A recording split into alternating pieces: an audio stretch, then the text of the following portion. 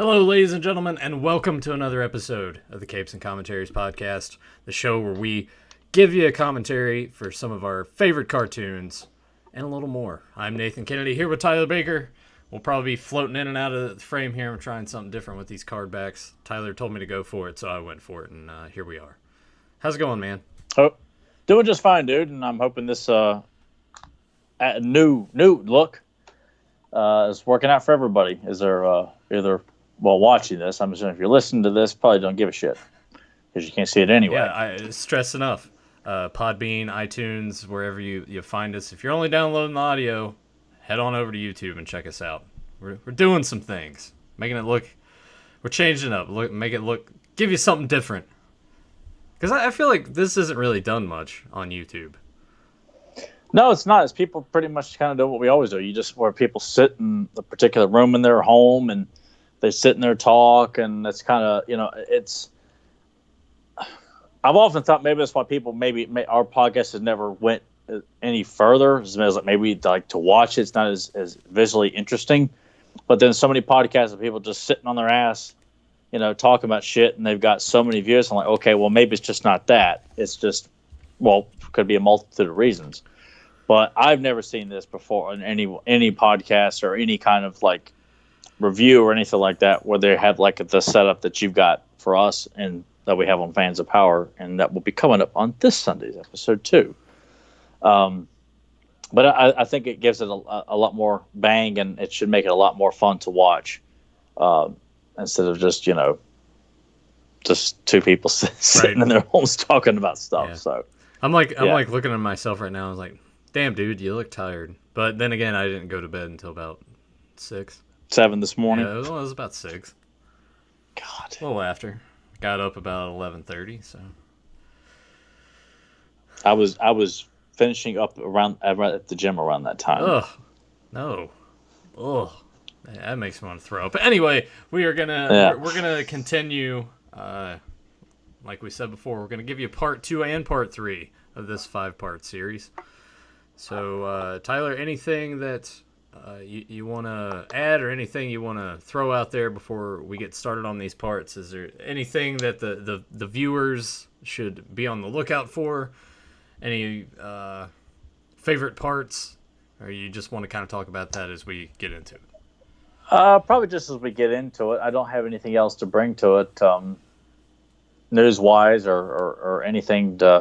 I just... I love how this one, it begins where it left off. I mean, immediately. But I wish we had seen more episodes that took place in the swamps.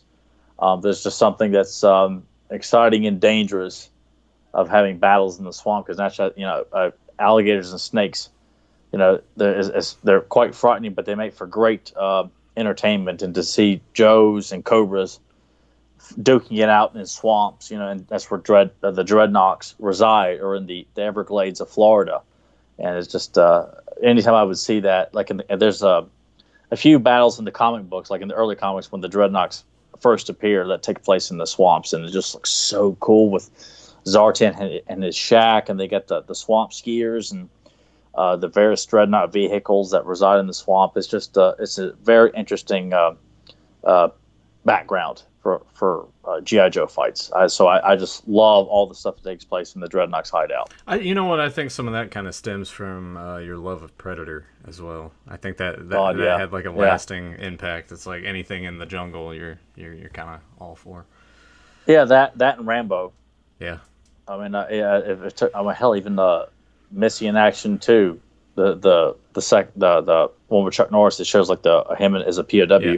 I watched the hell out of that as a kid. That's another movie that takes place in the jungle. So yeah, Predator, Rambo, and I would even throw that in too, because I fights in the jungle were always interesting to me. And there's another one called, I think, Jungle Trap, which takes place in the jungle, and the Joes are going through all these various traps and taking on wild animals in the jungle, trying to get to Cobra's hideout to stop this destructive device from being launched. I mean, it's an awesome episode too, and Snake Eyes is in it too. I have to cover that sometime. Speaking of alligators and the like, did you ever make it out to see Crawl? Because that was in theaters for like 2 weeks.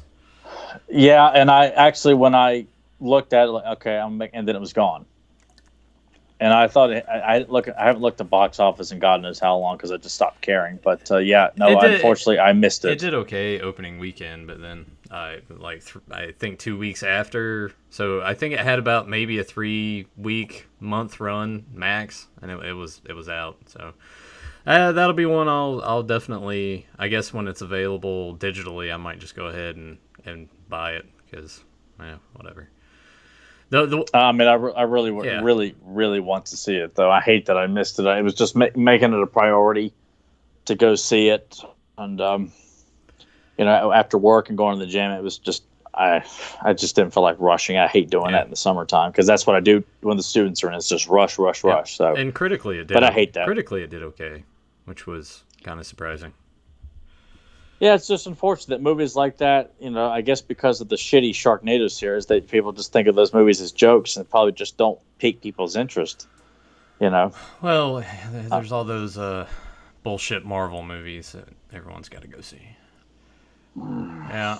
I was thinking about Redboxing Endgame, and I'm like, I just can't do it right now. It's 3 hours, and everyone's already like hyped it up. Oh my god, it's amazing! I know I'm gonna watch it and be like, it was fine, but I don't know. Those we said it so many times on this show. Those movies stopped blowing me away a long time ago. I think the last good one that I think Nathan was the first one to say that, even before I was willing to admit it. Yeah. I enjoy Thor Ragnarok for what it was. Like that. God, what a piece of shit! It was fine for me, but I think it peaked at Captain America: Winter Soldier. After that, it was kind of. Yeah, because I loved Civil War when it came out, but watching it now, I like the bulk of it, but I have issues with the ending. Should have been swapped with the airport fight because I felt like the ending of Civil War falls a bit flat after you watch the big airport fight. You just kind of feel like that should have been the capping it off and would have added more intensity for Iron Man to really just like, look, enough shit, I'm taking you down, and Barnes too, because he knows what he's responsible for. Right. So. But it has some really good moments in it, and made you feel like you're going to get a really good Black Panther and Spider-Man film that would follow, and that's not the case. Yeah, you just get generic movie number 48, and we won't even talk about Spider-Man. Anyway, Tyler, let's go ahead and jump into these episodes. I'm not entirely sure. I imagine I can still find links for these to provide for you guys down below if you want to watch with us. Yeah, as far as all of it's available on Dailymotion, it's a gamble. Sometimes you get a very good version. Other times it's bombarded with ads, and then it restarts itself like 10 minutes into the episode. I don't know why. I know it's to avoid copyright issues. I'll try to find something and have down below for you guys. But if it's not there, then you know that I failed. Or just take it as encouragement to buy this set off Amazon or. Buy it on iTunes. You can buy the episodes I think it's just. I think all of them are available on iTunes. This box set that I'm showing right here, like I think I got for, I want to say it was like $50, and that's not bad to get 95 episodes of G.I. Joe. So. No, and if you just want certain volumes or take your time, you can get volumes. I mean, there's like 3 volumes for season 1 and then 1 for season 2, so you can do it sporadically. Blow all your money. Yeah. If you can afford to buy like all those like expensive ass statues and shit like that, Yeah. I'm assuming people who listen to this though, like they may tune in for certain episodes, and if you're watching G.I. Joe, I'd assume you've got the series most likely. Probably. Yeah. Same thing for X-Men or Turtles or whatever. If you guys are just tuning in and you don't have any of that and don't watch along with us, we still appreciate you checking it out. Yeah. No matter how you listen to us, we just appreciate that you're devoting at some point during your schedules to listen to us, whether it's going home, at work, or at the gym, or just killing time when you're at home listening to something. Whatever the case may be, we just appreciate it. Well, with all of that out of the way, Tyler, give us the countdown, and we will get this thing rolling. 3, 2, 1, action. And we are directly picking up with Beachhead, Lowlight, and Sergeant Slaughter. Will they get their ass kicked by the Thunder Machine? We have no idea here, people. Well, I mean, of course we do, but I'm trying to sound dramatic. I picked up a 25th anniversary Zartan on eBay that is on its way. I was telling Tyler, I think I'm gonna try to collect. I don't think I'm gonna really go back to vintage. I think I'm gonna go with the 25th anniversary figures and start. I don't know. We'll see. We'll see. Tyler and I are actually, after we're done recording this, we're gonna go out to a toy shop kind of close to us, and hopefully they got some good things. Yeah, we were there about 3 years ago, and it was pretty overwhelming with the stuff they had in there. But I was finicky about spending money, and I don't think Nathan bought anything. But I think Nathan's priorities have changed since then, so I think he'd be more inclined to. If he finds a 25th anniversary Beachhead or Flint at this toy store, he might be likely to buy it. Or if he finds a Dreadnought, a Storm Shadow, a Snake Eyes, a Cobra Commander. Well, I did get those ones that were Dollar General exclusives. I ended up buying a few of those. I bought Snake Eyes, Storm Shadow, and I think I bought Cobra Commander. Those were the three that I got, but they're at my parents' packed away somewhere. Of course they are. But as we just saw a glimpse of the upcoming battles that will be taking place throughout these next couple of episodes, which are quite exciting because there's a lot of interesting battlegrounds. Well, I mean, that's the cool thing about this is like they can go anywhere on the planet, really, and have a fight.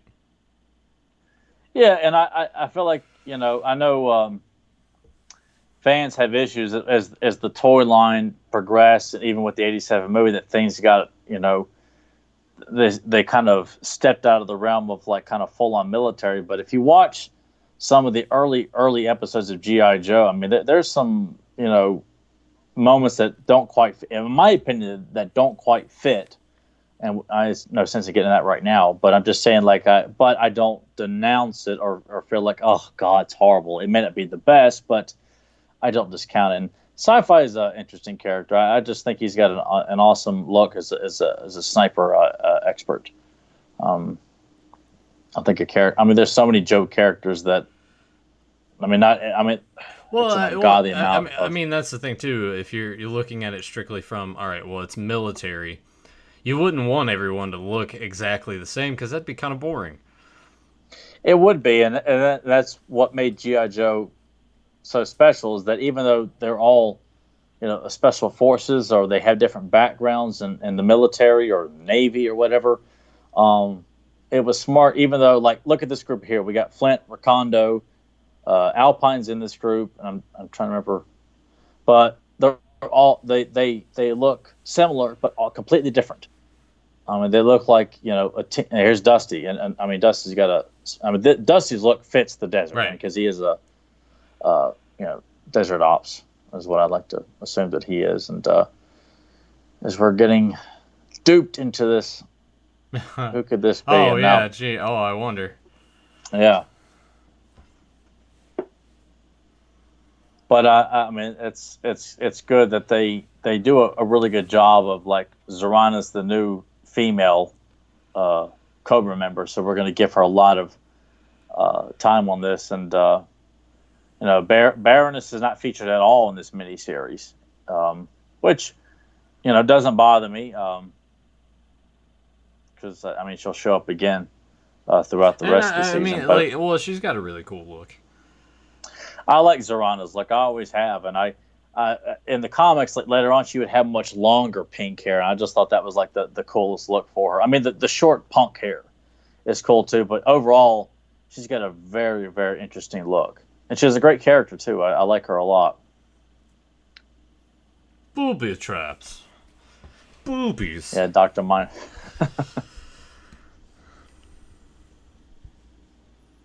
This roster of, like, the Havoc and the Tomahawk. My brother ended up getting the Tomahawk used from a couple of buddies of his and brought it home, and it was missing almost everything, but God, it was so awesome to play with. Yeah, it still had the machine guns attached to it. It doesn't matter. The seats were still in. Yeah. To me, it was a toy line that I played with until I got to the point where I naturally just didn't have the interest to actually play with toys, but was more about collecting them. Joe's was the last thing I played with wholeheartedly. Like, I stopped playing with He-Man and Turtles and was collecting those. I was still actually playing with G.I. Joes, and I got to them like, I think I'd rather just collect them and not actually play with them. How old were you? 14? No. I think I was still in elementary school and may have probably by the time I got to middle school. Yeah, I think I kind of stopped playing with toys. I would say probably around third, fourth grade. It's probably like 8, 9.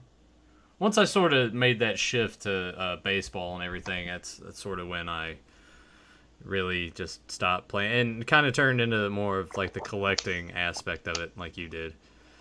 Yeah. Because I was still fascinated by the cartoons and the comics and the characters, and much like the sequence here, kind of like definitely a take on Temple of Doom. Well, that's actually a really cool booby trap, by the way. You see a little bit of butt crack right there. Yeah, yeah. I think they like the character of the Baroness and Zorana quite often. I mean, because they are because they're villains, you feel like you can kind of get away with them being a little immodest in their Well, I could still see look. a mom like writing a letter. I saw a butt crack and my son was watching this, and that just I don't even know what to do. Yeah, I feel like I guess neurotic parenting and people bitching and being offended and stuff is just more prominent today. But you look back then, the kind of parent that wanted to take the time to write a handwritten letter about something that was in a cartoon that she probably just happened to walk through the room, glance at the TV, like, what the hell is this shit? That's a good way to break for commercial too. By the way, it's like, all right, they destroyed the dam, and now the Joes have essentially drowned. Yeah, I definitely would have been dead because I can't swim. I'd have let them help you out there, bud. I appreciate that. Yeah, I kind of figured Nathan probably would have been like a mainframe, a guy who can fire a weapon and kick ass, but he's definitely a tech expert. Or maybe Nathan could be like sci-fi here. Cause Nathan's always been technologically inclined and advanced. I'm more of a brute. Oh yeah, I'm the one definitely having to show Tyler how to do shit on a computer. Yeah, and I'm not ashamed to admit that. But there's the Crimson Twins. Hey, there's Snake Eyes again for about 2 seconds.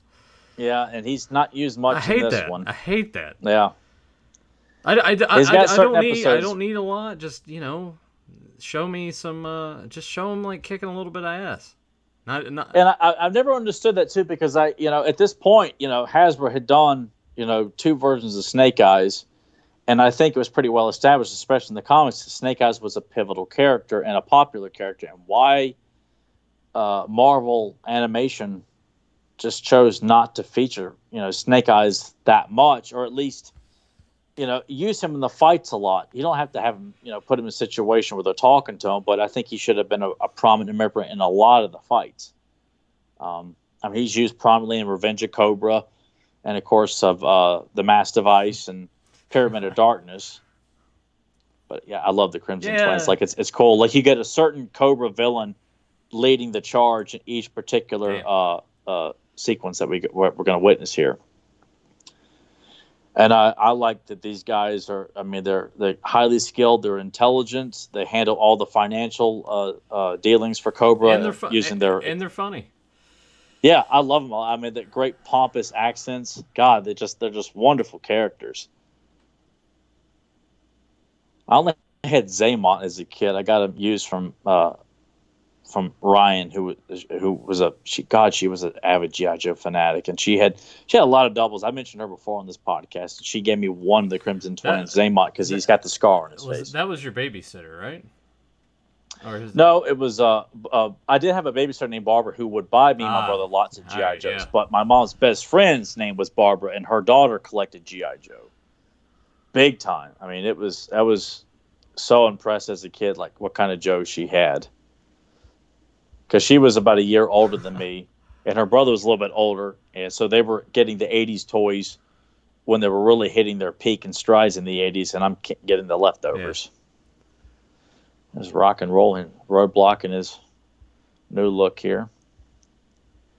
Of course, Roadblock's like, I was such a fan of his as a kid, and as I got older, I'm like, damn it, man! Like, does he have to rhyme everything he says? Hey, he's like Bullhorn. I think it's cool. I mean, it's cute every so often, but then you're like, dude, man, like if that was in the movie, I'd be really put off, Like if they cast Michael Clark Duncan to play Roadblock in a actually good G.I. Joe movie, and he was still alive, like I'd be quite pissed off to see him, rhyming everything. There's Dial Tone. See a snake. Or as I call that's him, a nice touch. Dial up like a dumbass. Dial up. This one here about being in Transylvania, this is an awesome sequence with the beachhead and mainframe going into Transylvania, Count Dracula, the way beachhead talks. You got that real deep southern accent. He makes having a southern accent sound badass. Like, you do not want to mess with beachhead. Yeah, but southern accents are... I hate them. They don't have the... I hate them. I wish I didn't have this accent. But I don't think you have an accent. Well, I know I definitely do. Someone else, other people listen to this. They're like, yeah, you got it. You got one. But you know, like when we hear ourselves talk, like I don't think I have one when I actually hear myself. When I'm talking to you right now, it doesn't sound southern. It's just when I hear it back, I'm like, oh my god. It depends on the words. Sometimes it slips a little more than I want it to, especially when I'm drunk. I definitely comes out more. Now, if I sounded like Sam Elliott, it might be kind of cool. Yeah. Xander's got another cool look. He was another one I got used from Ryan. She had like an extra Xander, and she gave him to me. I was like, oh my god, I got Xander. That's so cool. It's weird, though. We talked about this in part 1 with Zartan. Just really, like, how they animated it. It does look like hair. It doesn't look like a hood. Yeah. Yeah, and of course, I never saw the action figure. I knew there was an action figure, but just never saw him. And I never could figure out for many, many years if that was a hood or hair. Yeah, because sometimes you don't add details to hair. You just draw, like, you know, the shape of the hair. Hell yeah. Yeah, seeing the dreadnought. I mean, look at this. A big fight going on at Montezuma's temple. Like, how badass is this battleground, dude? I mean, just...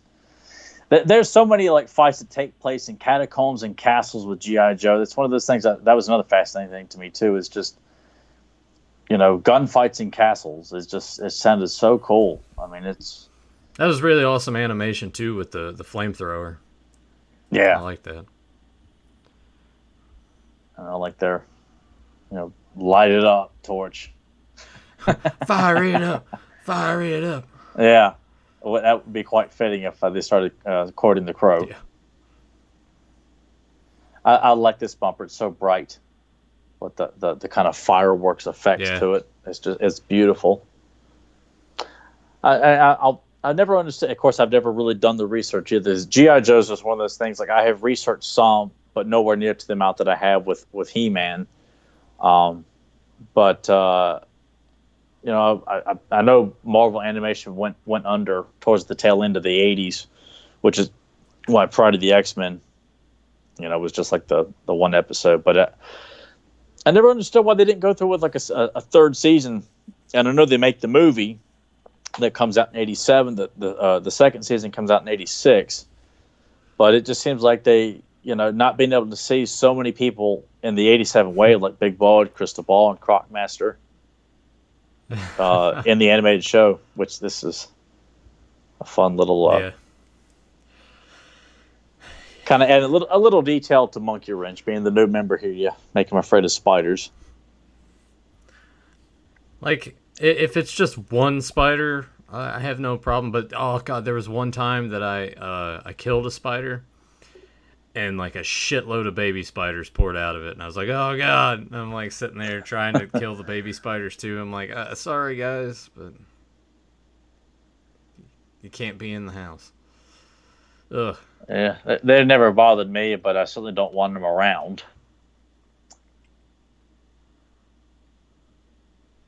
I like that generic bat noise that they use here. Yeah.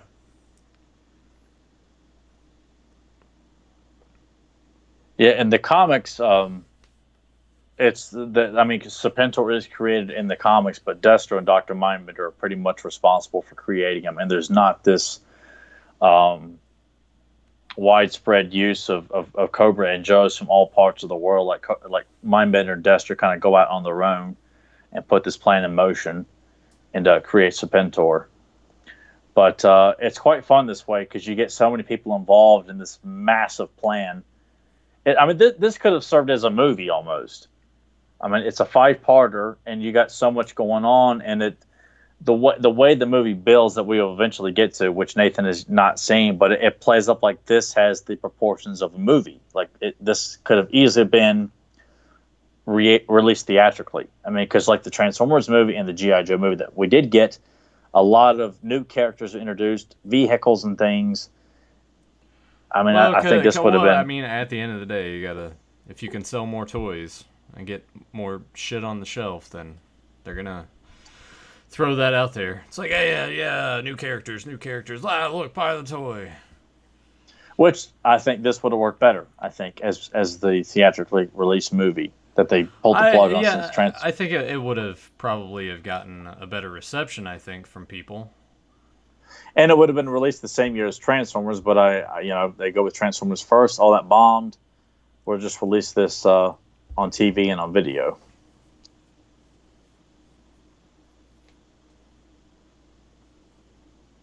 I've had like a bunch of ideas. Like I want to see Kevin draw G.I. Joes and castles.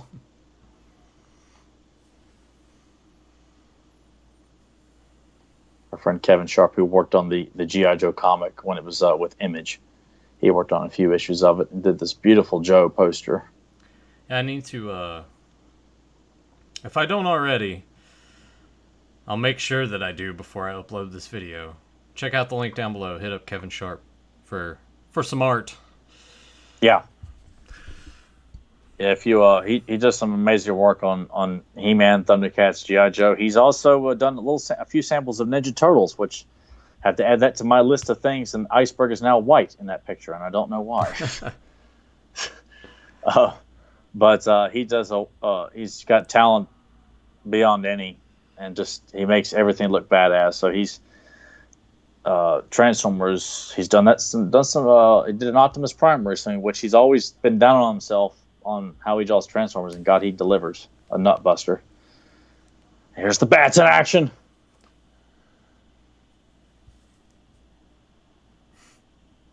My brother had the second version of Iceberg, which he had like kind of looked like a beachhead, but in snow gear. Right. It was a kick-ass looking figure.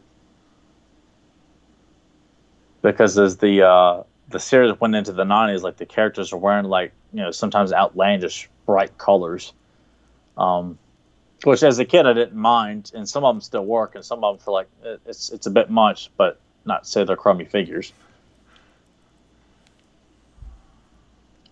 Yeah, back in the haunted castle here, dude. Enough hide and seek.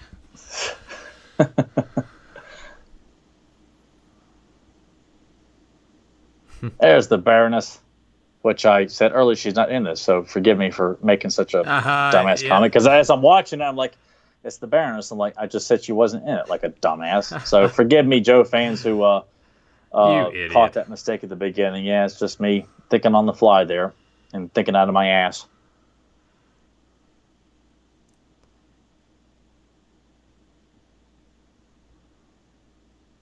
Yeah, I pony up when I make mistakes. I don't try to hide it or change it up in the editing room. We're here. Nathan, go back and fix it so I don't look like a moron. No, I never edit. No, we live up to our mistakes because we're human. We're fanboys, and we don't claim to know everything, but we just appreciate the best.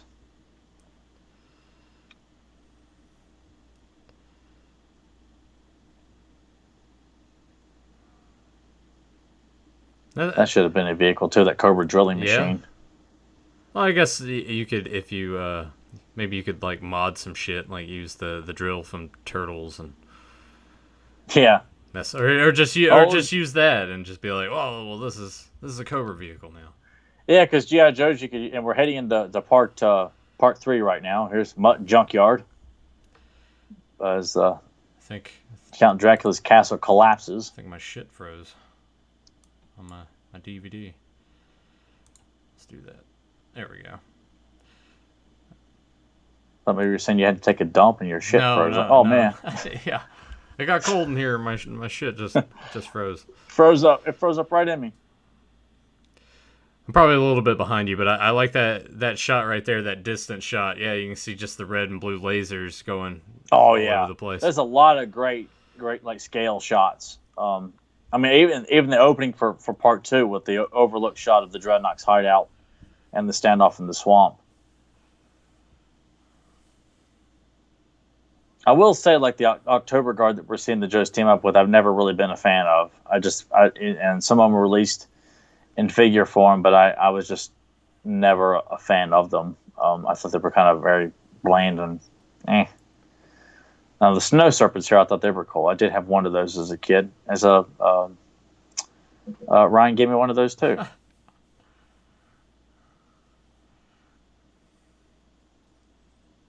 There's the Fire Bat from the Terradrome.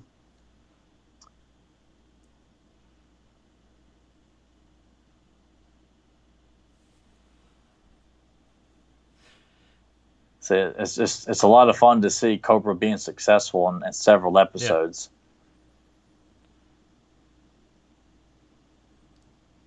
Yeah, I don't know if I'm like behind you now or maybe a little ahead. Well, as of right now, we're focusing on Sergeant Slaughter right now. All right, driving the Triple T. All right, so yeah, I'm kind of right there with you then. There's Rock and Roll, who was used sparingly in the show, but one of the original Joe members. Machine Gunner, who's a big surfer. That was his profile.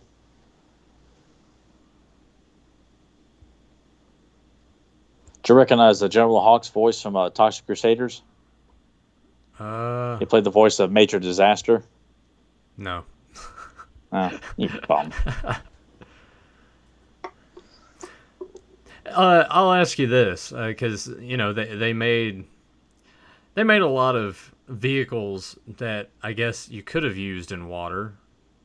Mm-hmm. Did you ever do that a lot, like in the bathtub? I did it sparingly. It depended on the toy. Like if it had a lot of decals on it or anything, then I wouldn't, because I'm like, well, it's gonna mess up the decals. But if it was all just like plastic, then I would use it. I only owned the Barracuda, which was a single Joe submarine, and it wasn't very practical because you had to pop the lid off, and it didn't. It wasn't a very cool looking toy. It looked cool from the outside, and the commercials, made it look pretty badass. It would sink in water, you could move it around, and then you could have it rise up and stuff. But I'd played with it some, but because it was such a because with a lot of vehicles, you want to have access to get the figures out really quick. And this, you had to snap it on, then try to get it off. And it didn't even have like a proper like cockpit, so it wasn't very cool.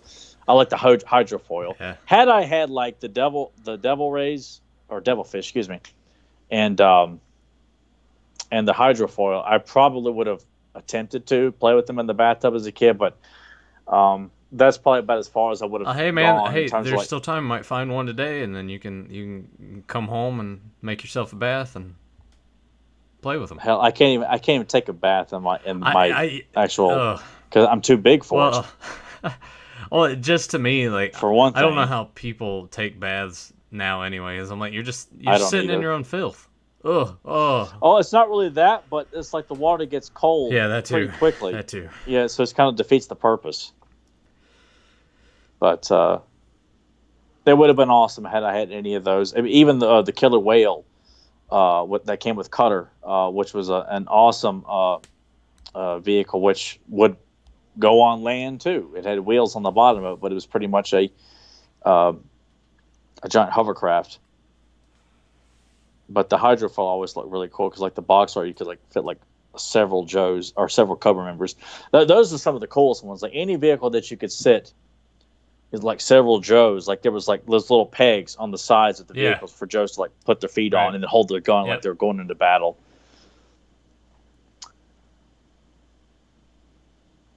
Like how many? I mean, we got underwater battles now. We got Torpedo with Deep Six and the Shark. You got a lot of water-based guys in this fight with Shipwreck, Wetsuit, Torpedo, and Deep Six. And you got the Cobra Eels in battle here too. I only had the Undertow, which was like the equivalent of the Cobra Eels that was in the Deke series. I had as part of the Destro's group, the Iron Grenadiers. But I had one of those that was really, really cool. I always thought in the G.I. Joes that had a mask on, that just had their eyes. It looked like a ninja, and therefore I had to have it. It didn't matter, even if they weren't ninjas, which most of them were not. But it still looked cool because he looks like a ninja. Gotta have it.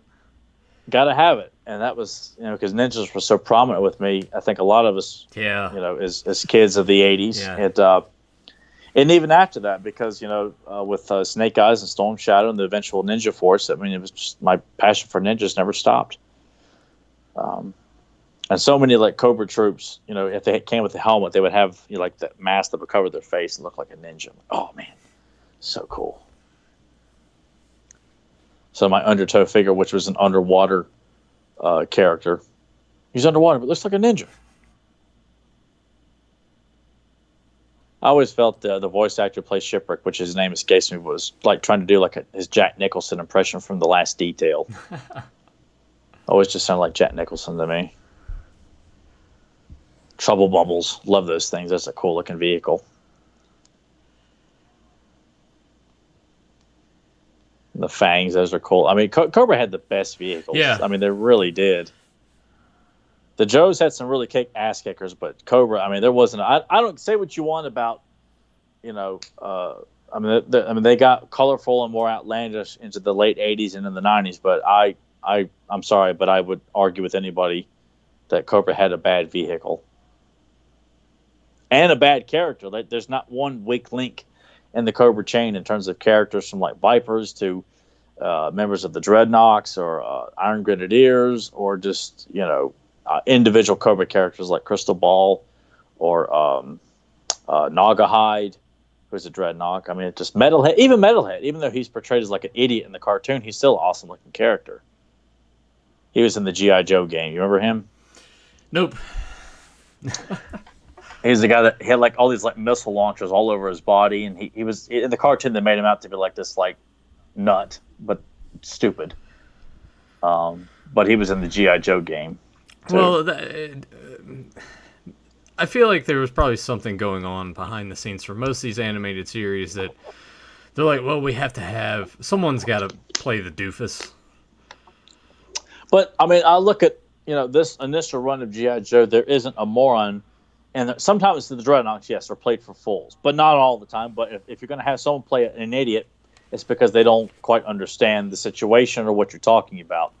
Whereas Metalhead was just kind of like like laughing. I mean, I loved him as a kid, but as an adult, I'm like, God, man, he gets obnoxious pretty quick. See Sergeant Slaughter kicking more ass again. Yeah.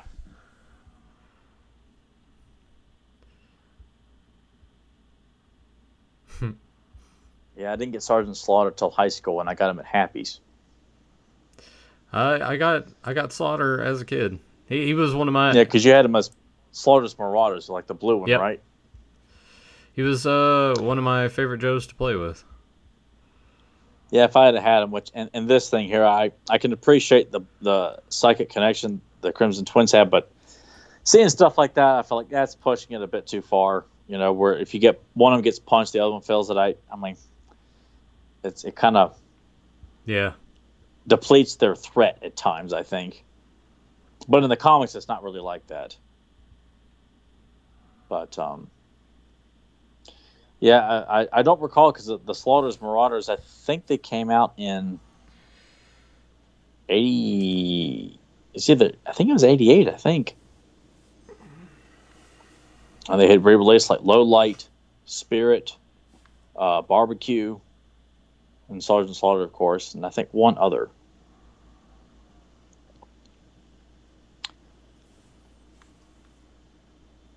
But I mean, watching all of this stuff, I mean, all these things taking place in various parts of the planet, like this really should have been. And I think with Sergeant Slaughter being such a pivotal character too, I mean, it's a shame that this is fun. Which is cool to see Dr. Mindbender, like, even though he's a science officer, like, he's not afraid to get in there and get his hands dirty and, try and fight. Yeah, I'd hope so. He's got the muscles for it. Yeah. Which, I'm glad that they make everybody's in shape in all these cartoons. Like, all the villains, for the most part, they're not out of shape. Because you kind of feel like, you couldn't hang or be part of these.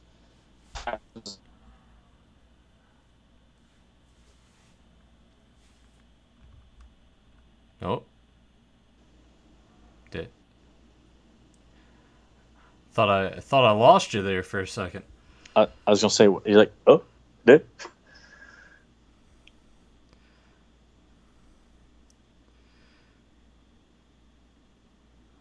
That's the thing with not being in the same room and doing these.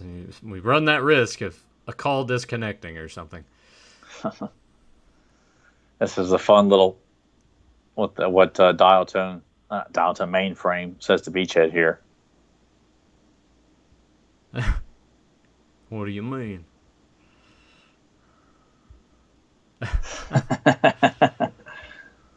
Which, God, man, like today around bad BO, I probably would have thrown dude. Up. I don't care what's going on. Get me the hell out of here. Yeah, I think it's worse when it smells like someone's grilling onions or something. Yeah. Like it's just, yeah. Like just wash yourself. Put deodorant on. Yeah. God, it's just, I mean, there's people at the gym, like it's like a cloud kind of hovers above, and you run on the track, and you run through this cloud of brown, and you're like, oh, God, Got crop it breaks your concentration. Man. Yeah. Ugh.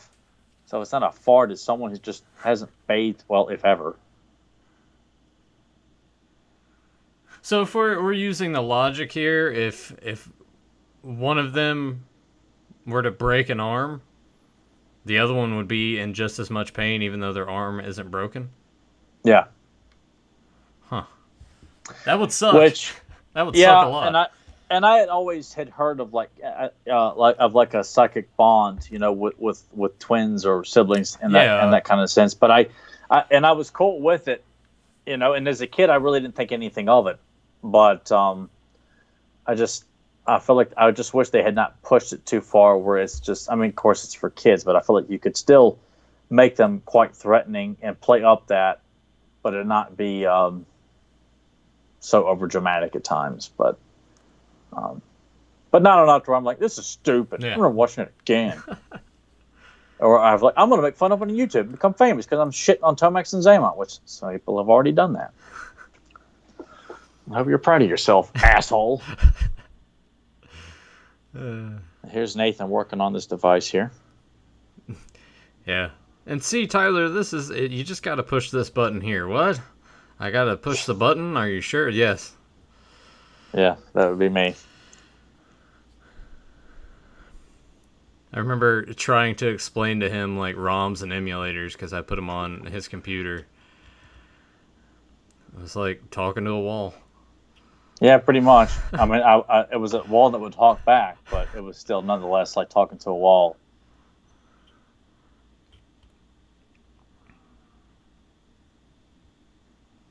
But this whole dynamic, too, I think it's quite a fascinating storyline where Cobra is pretty much divided here.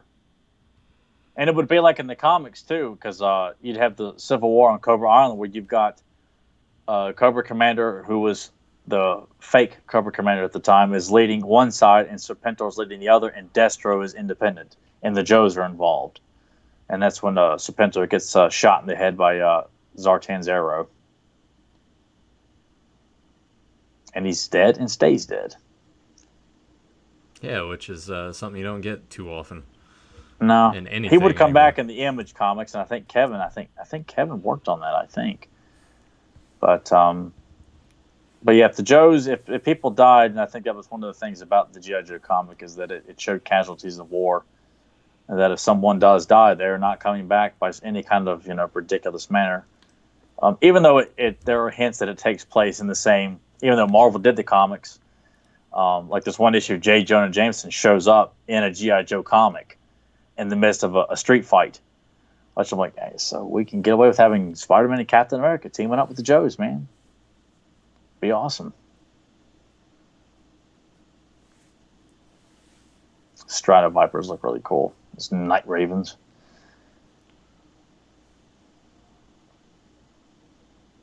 His tank, I remember my church as a kid, they had like a playroom for kids that you would kind of go hang out in until your Sunday school class started, and they had a his tank in there to play with.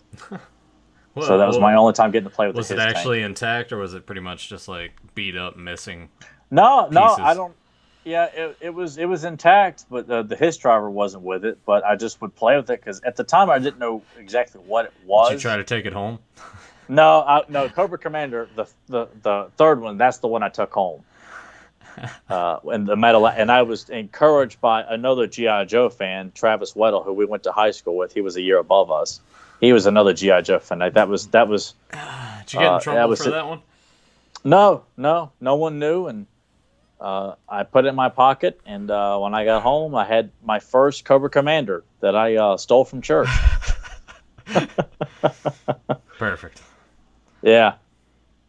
And I had no regrets about it. I didn't feel guilty about it. I mean, because it wasn't like something that was in a store or something like that. But I think, and who knows, maybe it was something that Travis had brought in and just kind of let. I don't know. But I'm surprised he didn't want it because he was such a G.I. Joe fanatic. That was the only thing he was about was G.I. Joe. Nothing else.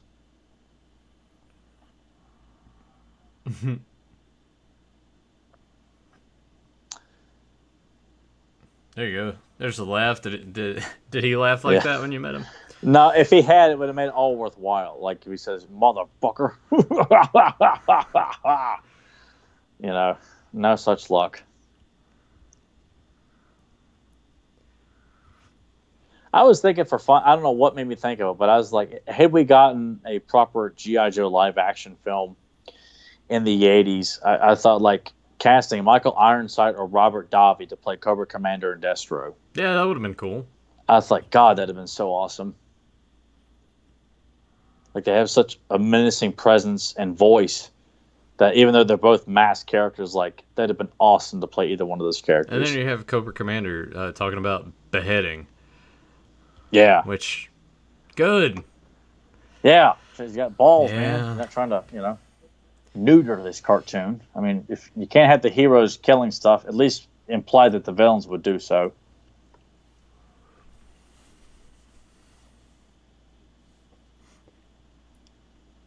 Those poor bastards on foot trying to run away. Yeah.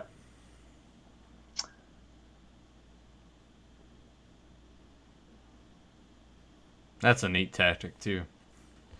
Yeah. It's cool that they try to they did a great job of coming up with some a variety of ways that it's not the same thing over and over again. That Joes are catching on to some stuff and trying to work even harder, and it's still not working out. So I love that.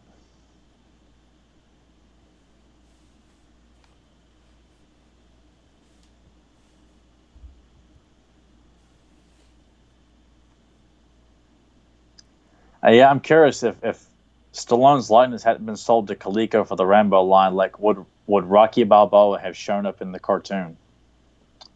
Certainly possible. Like, would we get what if Stallone came in and done voice work to play Rocky Balboa as a G.I. Joe trainer? Do you think he would have done that?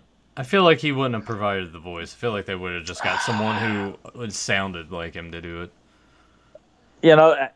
If it was just kind of a one-off thing, kind of like in like the '87 movie, where it's like the Rainbow series, it was ongoing. So I'm not surprised Stallone didn't lend his likeness. So they just found an actor that tried to do the best impression they could. But even with this, I guess it's hard to say what if Hasbro was going to make him a very prominent character like they did with Sergeant Slaughter, where Slaughter's like voicing him every single time.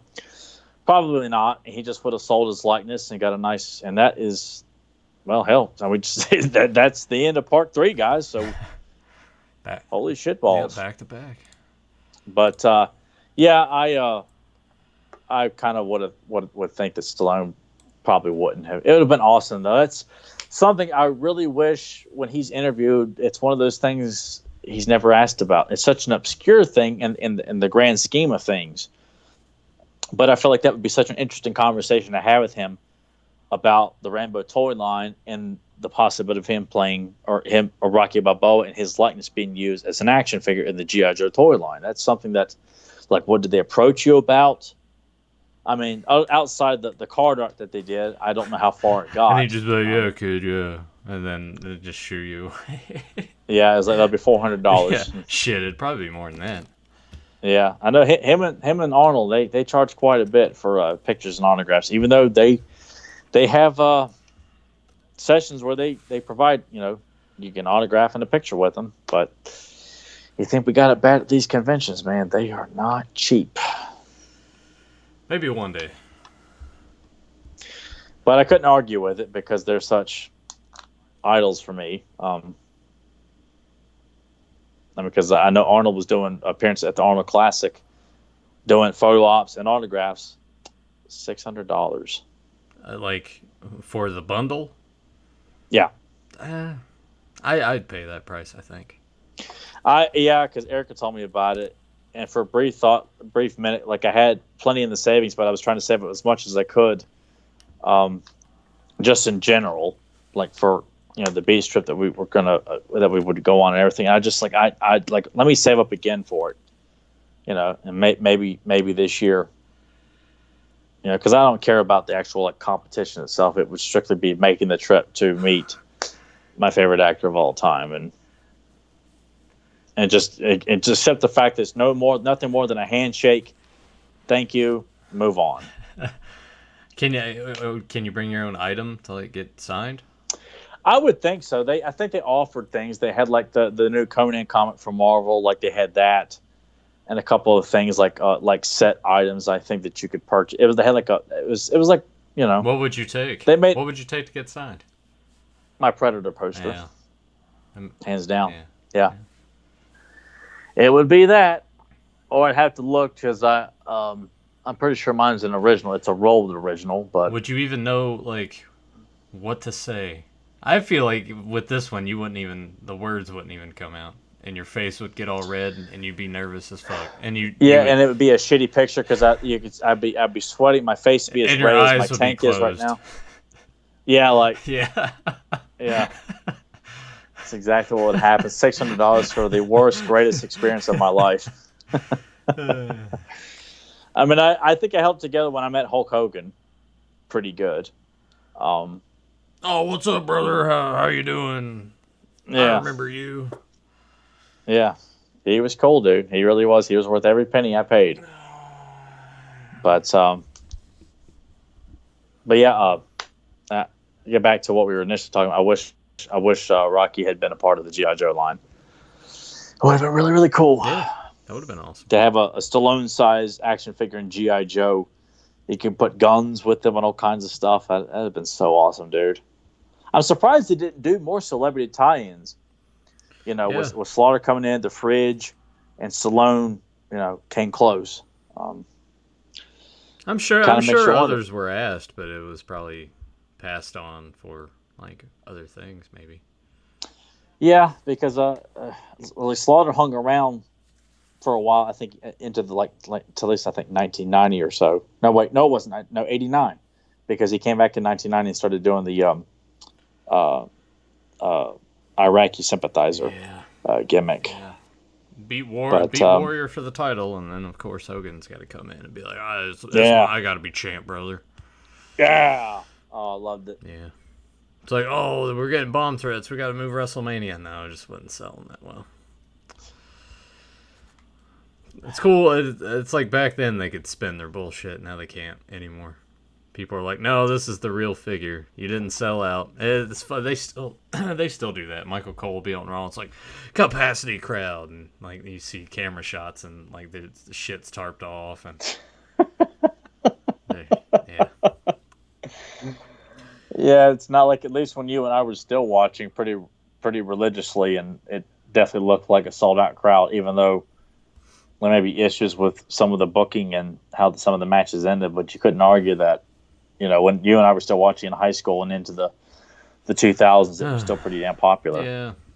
But AEW's shows for their TV tapings in Boston and Philadelphia, everywhere that they've sold, had tickets set up for, they've sold out. That's an excellent sign. I heard Vince came out was making remarks about the violence on there, using blood and. I mean, yeah, they have used blood in their shows, but their plan is to not do that on TV. So. Which it's well, I mean, a good wrestler doesn't need, that helps sells the story of the match. It's not like CZW where they're going to use, rusty fishing hooks and stabbing each other's nutsack and You know. Oh God, there are 5 of them. Jesus.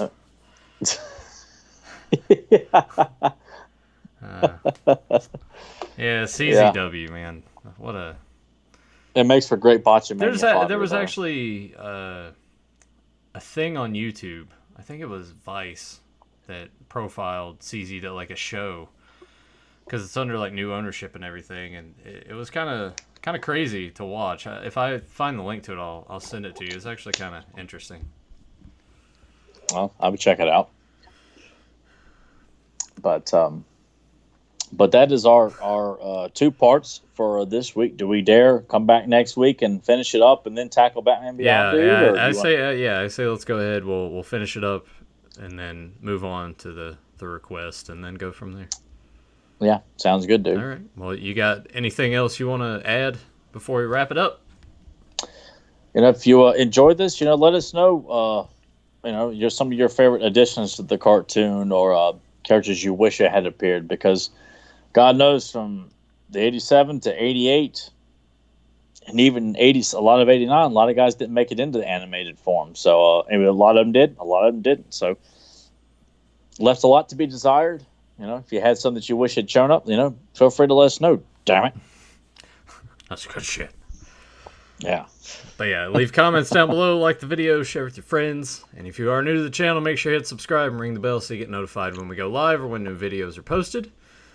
Check out Joe's t-shirts, hit him up for a custom, and check out the Fans Power podcast, the He-Man and the Master Universe podcast, hosted by Tyler Baker, Joe Amato, and myself, every Sunday at 9 p.m. Eastern Time. And to give you a heads up, we'll be discussing the top 10 He-Man episodes. If you listen to both podcasts, so you'll have to tune in to listen to Joe's selection and my selection, and maybe we'll get Nathan to put together like a random list of poser episodes. Like, I think this one's great because everyone else says so, and I think that one's great too because everyone else says so. Oh God, no! Don't even put me in that position. Yeah. Given that Nathan has limited knowledge of He-Man, he is by no means a fake when it comes to this stuff. If he doesn't know it, he's going to let you know. He's not going to try and bullshit his way through it. So. No, I'll tell you right now. I have a shitload of G.I. Joes. I collect them as a kid. I watched the cartoon. Back then, I knew everybody. Now it's just it's just lost in my mind. I'm not like Tyler. All that shit like stuck in his brain and never left. Mine got taken up with like other things, like I don't know, AutoCAD and.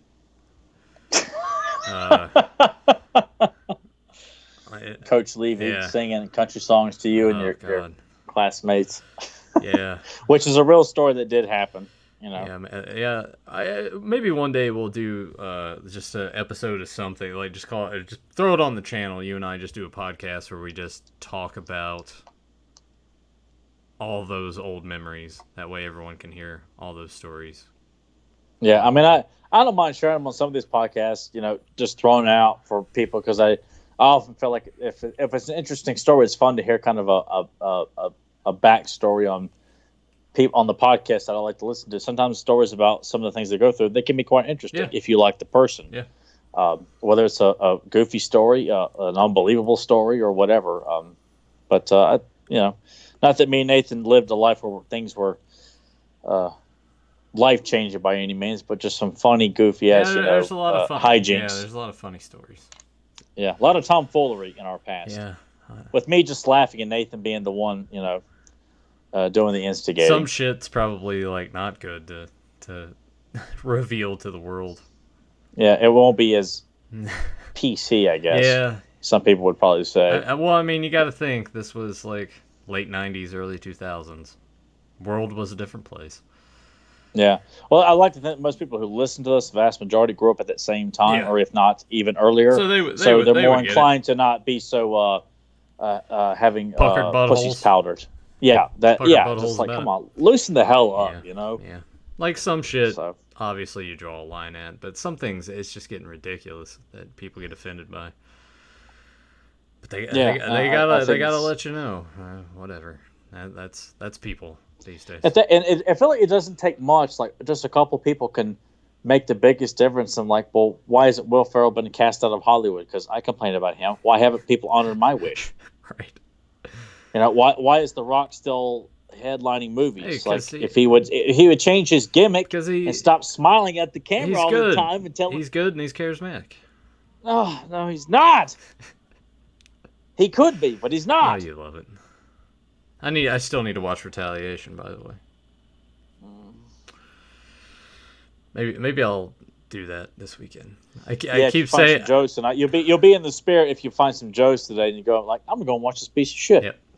Well, I mean, you gotta have balance, right? No, I keep balance on my life by weeding out the shit and maintaining nothing but the finest and the highest quality. You take the good, you take the bad. There you have the facts of life. Yeah, exactly. Yeah. I used to watch that show a lot as a kid. Did too. Blair was my favorite because I thought she was so hot as a kid. Blair, the blonde. I liked Mallory. Mallory. I'm trying to. She was the. I'm trying to remember everyone's name. No, Mallory was. She was the chubbier one, right? Yeah. Then you had Tootie and Joe. Joe was like the tomboy. I like Joe. Yeah, Joe was cool, but Blair was my favorite because I thought she was so hot. To me, Blair was like a slut. Well, I mean, she was a snobby, kind of a privileged bitch. Yeah.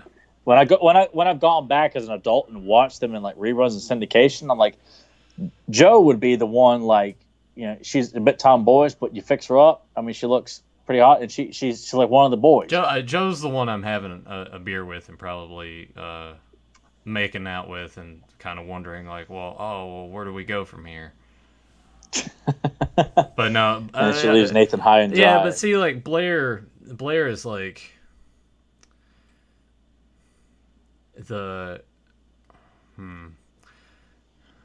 like the Kellys and the Francescas, like they're nice to look at, but ultimately they're just unattainable and they're bitchy in a way that you're just like, eh. To me, that was a turn off. You know what? Yeah, like most dudes were just like, oh, will you please? I'm like, yeah, but the personality just isn't there. I didn't get to know enough of the personalities, but you can. It was always like the popular crowd always had like the worst taste in movies, the worst taste in music, the worst taste in everything. Yep. Well, it didn't take much to amuse them because they had to like conform and be in their own little bubble. It's like, well, if they like it, then I need to like this too. Otherwise, I'm not in the group. That's why, like, being in high school, I knew that these assholes like had no appreciation or interest in the things that I was in. But if I wore like a shirt that had an '80s character on it, they all seemed to like it. Like, it was something that they all like. Yeah. Everyone grew up on. But they wouldn't admit it to anybody else. Probably not, but I get references to like my different stroke shirts, Mr. Rogers or Goonie shirts, guy that got a lot of attention in high school, and everyone liked it. And I want to say too, apologies to the Kellys. You guys weren't ever bitchy to me or anything. You're always cool. Oh, okay. As if I just want to say, hey, you never know, man. Someone might tune in and be like, hey, you remember Nathan, right? And they're like, yeah. He said you were a bitch. So it's like, no. I had one Kelly that was cool to me. And I swear, I felt like she really led me on. And when you all right, this is the day, and you get a bullshit lie and excuse, and then she ends up like dating some like pot dealer. Like, what the hell, man? Like writing you notes in class, bringing you pictures of herself to exchange pictures. Like, you didn't ask for that. She's suggesting it. Oh god, the senior picture exchange. I always hated that shit. Yeah, but it was. I had people give me their senior picture. I'm like, all right, thank you, and I just like put it in my wall. But it wasn't like the garment picture. It was like the personality picture, like of them, wearing like a different outfit, not like the tux. Oh yeah, yeah. I know what you're talking about. Yeah. So I felt quite proud and privileged. Like, wow, man, this is all right. It's like this might lead, and where it led was me falling on my face. That's where it led, outside in the locker banks. See, this is why right after psychology class, I remember getting the courage up. Right, today's the day, and this has been going on for a while, so it wasn't like. Did you get nervous? Did you have to go take a shit in the bathrooms that didn't have doors? I was like, by God, this is what I'm gonna do. And it was like when Doug like tries to ask out Patty Man, he's like, I gotta go now. You just shrink down in front of her and just walk away, and you try to buy like maybe that is the truth, and you find out the next week, no, that's not the truth. Maybe he got her like a great deal on pot or some shit like that. It's hard to why tell. She was dating him. It's hard to tell. There was a lot of drug use going on in our high school, but neither one of us were doing it. So no, we were into our alternative interests from. Yeah, we were too busy watching wrestling and collecting toys. Collecting toys. Yeah, hiding. At least I was hiding. I definitely wasn't letting anybody know that I did any of that stuff because, oh god, I didn't get back into collecting toys again until after we got out of high school. that sort of came from the 2000X Masters line. Yeah, because that came out the summer after we graduated. Yeah. And I think it kind of snowballed from there. Yeah, and then like the Turtles came out again, and at the same time, G.I. Joe was back selling 2-packs. It was a fun time. Those early 2000s, Marvel Legends being out, so we were spending our money on a lot of stuff back then. Weren't getting laid or really relationships. Nah, I didn't have anything. I mean, I wanted to. I had a lot of interest. I just couldn't seem to. I was like John Candy Dillers. I always picked the right women. I just couldn't get them to go out with me. That was pretty much my life in my late teens, early 20s. Yeah. So it's funny to look back on, but I wouldn't want to relive it. I think if I could go back, I would do it. I would change it up a little bit. I would definitely not. I would probably change the way that I dressed. I'd definitely not wear the fucking Jinkos. And the Gadzooks attire. Yeah. The shiny shirts and everything. I would probably go to like, oh, Toxie's cool. Let me get a Toxic Avenger shirt. And stuff like that was so hard to find, though. It was. That's why, Gadzooks, because when they started selling those old school shirts, it was like, holy shit, man, there's Panther on a shirt. Yeah. So I think I'd have gone back. I'd still bought that clothing and wear it sparingly, but probably try to, dress more like adult oriented, and start working out a lot earlier and not care about the preppy guys hanging out, grabbing each other's balls and, fingering each other's ass, because they think they're funny and stuff like that. Like, no, go in here, lift weights, try to gain some confidence while those goofballs are in there, grab at anything they can. They're all looking back like, did you see? I grabbed that guy's balls. Isn't it funny, guys? Pop the collar. Yeah, you just see JT like fingering Gary's asshole.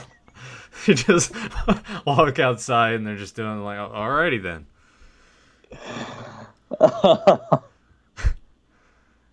I don't know where this podcast is going. We just need to do it. It's only that what we're talking about is the stuff only me and Nathan gets. We're just doing this to amuse ourselves at this point. If you stop listening or you're still listening at this point, we thank you, and if not, we understand. We're just amusing ourselves right now. We get it, but we need to do like an episode that just sort of dedicated to like high school stories and just kind of relive. And then post it on like the Pulaski County Facebook page. Oh fuck yeah! I'll post it in the O2 Facebook group. Be like, what do you think about this, Travis Williams? You stupid dumb asshole. Which I remember in middle school, it was like, I don't know if you guys had this, but we had like a history day competition where it's like you got to be in a team and it's like you get graded based off of this, but it was a competition within itself between the different history teachers, so to speak. Travis Williams ended up being my partner, and I don't even remember what the fuck it was on, but I was doing all the work and he wasn't doing shit, so I just kicked him off. I was like, yeah, you go do your own thing. I'm just gonna do this by myself. Well, come on, man. I'm like, no, get out of here. This is back when he was still wearing glasses and everything. I remember like the next year, I think it was 9th grade, he had ditched the glasses, walking around, puffy chest, being all cool and everything, trying to fit in. You remember that one time that he had that zit on his forehead? It looked like he was growing like a third eye because that thing was huge. He said something smart ass to me one day, and I was like, hey man, how's that third eye coming along? And he's like, shut up, man. I don't take no shit.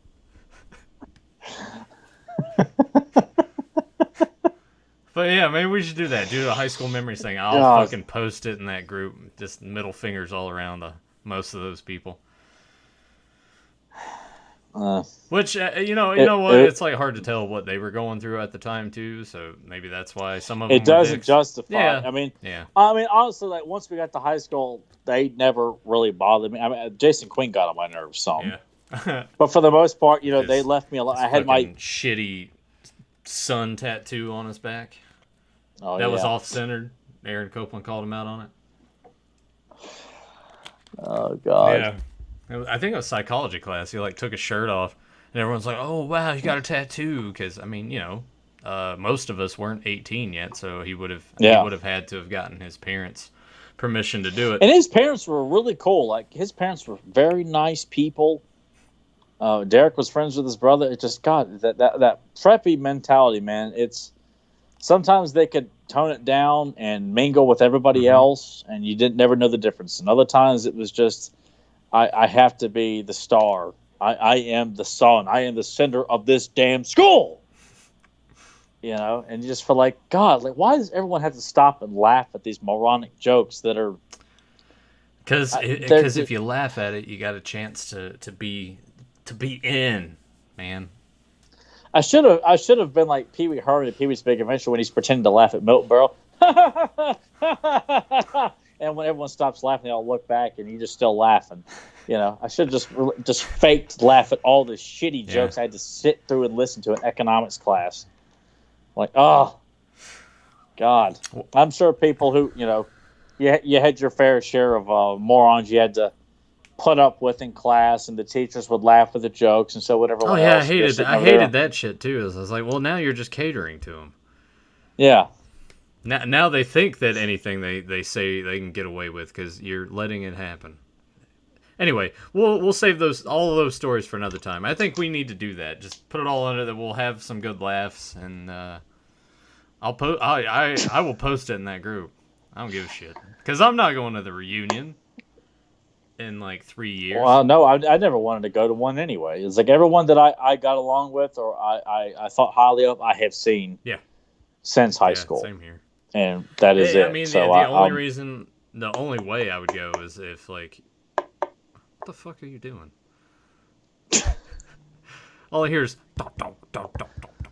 Oh, I thought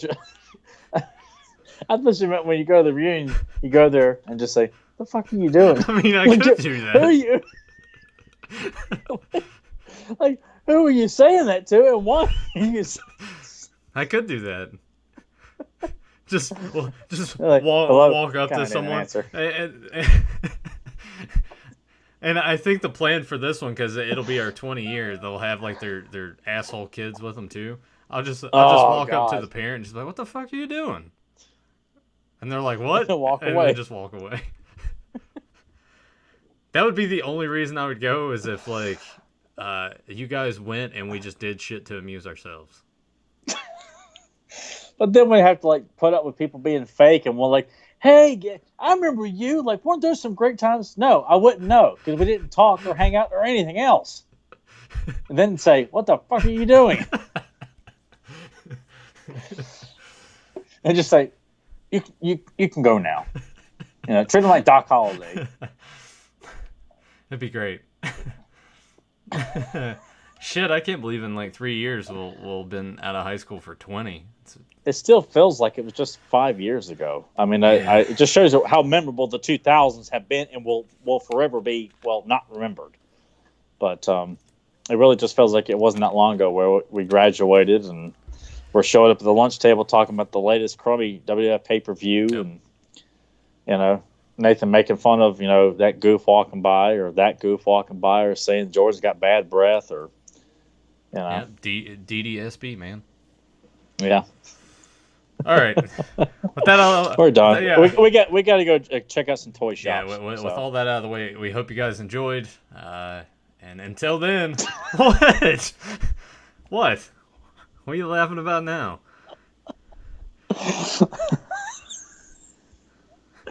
What you said about Gary and JT earlier. All that's right. what happens. Hang on. Nathan says, take off. Close it out. No, I was going to put it in context real quick. Tyler and I had English class together, and there were these two dudes, JT and Gary. Did they sit? Was one sitting in front of the other? They sat like beside each other. They sat in the front two seats on the right side. Like beside you and I were like in the each back other, though, right? left. Huh? Beside each other. Oh, of course. So yeah. like JT would always, they would always like touch each other. It like looked weird. Like gentle taps and like gentle like punches, but like it would linger too long. Like he would tap him and sort of like that was something a lot of preppy guys would do. Like they just had to grab each other all the time. Yeah, but there would be times where they would look at each other, and then JT would like slap his leg, and then they would like bust out laughing. I'm like, well, what does that mean? So there you go. Anyway, because it happened so much, and Nathan used to just. Oh, I started. He'd slap his own leg, and I don't know if too many people knew what he was talking about when Nathan would do it, but I knew what he was talking about. And God, it was just so funny because it would happen. Like you didn't understand it at all. I mean, not that we wanted to, but it was just an observation. It just didn't make any sense. They slap the leg and they look at each other and laugh. So I would start doing it, and they would like turn around and look, and I would just be like, ha ha ha.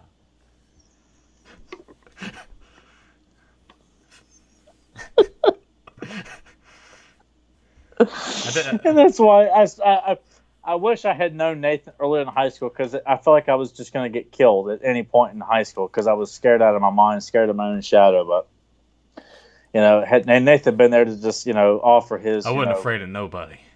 Yeah, his attitude.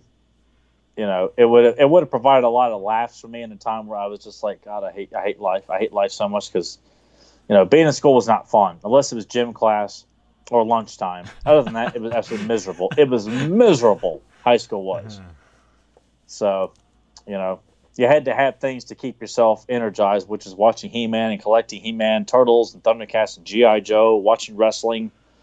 I mean, that stuff kept you going, kept you alive. Being fanatical about movies. Yeah. My whole thing was getting home and either being on like an instant messenger and talking to people and like playing video games or whatever. That was that's the thing I look forward to most days. So what got you through school? Yeah. It's probably what got most of us through school. Yeah. All right. Well, we'll have to talk about more. Yeah, we'll have to like just dedicate something just so we can tell these stories, because we do have a surprisingly like vast amount of shit we can talk about with that. Yeah, I mean they may not be as, I mean they're I mean they're just, I mean it'd be real funny to us, but I mean there were some, I mean look back at a lot of it, like me getting donuts stuck in my teeth and Nathan, oh, you got shit in his teeth, Yeah. Look back at it. I mean, and then John had to come along. Oh, hey, why don't you go post some more donuts? And I'm like, you're ruining it. Has to copy Nathan. Idiot. Yeah. Anyway. All right, we're done. We're done. We hope you guys enjoyed. And until then, what? What? I'm about to like close it out, and you do this every time to like bring us back in. No, I mean I'll say it afterwards. All right. We'll hold you to that. Until then, we will see you in the future to talk about the past. Take care, everybody.